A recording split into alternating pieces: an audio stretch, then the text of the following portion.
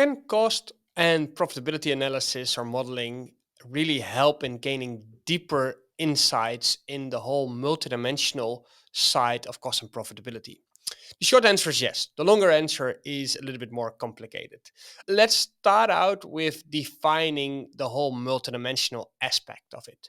The way I always look at multidimensional is try to look at it from a transactional perspective. And a transactional perspective is where you try to get as granular as you can to a bank transaction. And I'll try to give an example.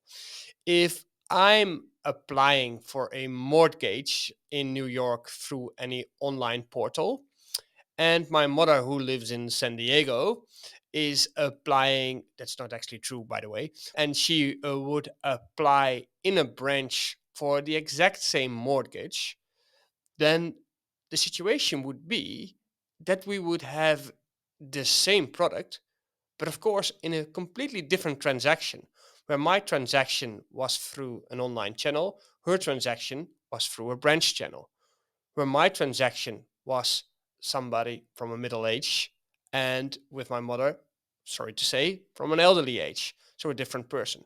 So you see the difference coming around in those transactions. And these differences are around dimensions. And the dimension was channel, dimension was customer type, of customer segment in this situation. And of course, the dimension was product. But the product dimension was the same for the both of us.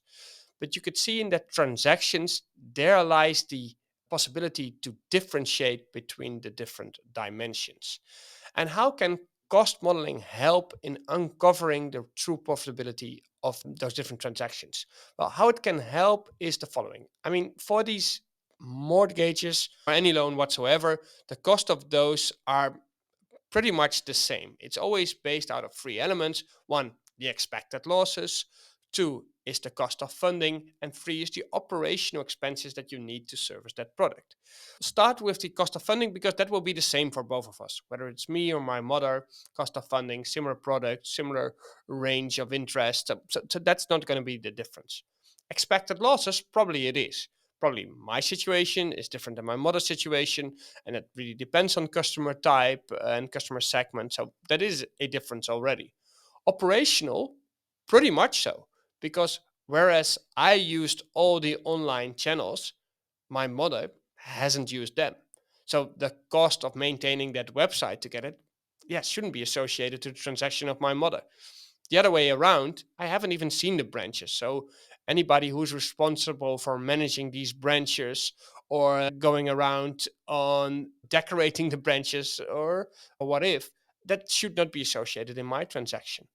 And also, San Diego is different than New York when it comes to the regional part of it. There are probably different taxes going around. So there are all different elements associated with that. There is quite some difference in those transactions from an operational perspective. So these three main elements, you see two of them are highly different, expected losses and operational cost. If you model them rightly, then you can actually have your data in such a granular way that you can indeed have your cost side of things pretty much detailed out, and therefore also your profitability side of things, because in that transaction you probably have, of course, your pricing incorporated as well. So to come back to that question, can cost and profitability model help in really explaining the true profitability on a multidimensional way? The answer is yes, because only in that true dimensional ways you get to a bottom line of a bank.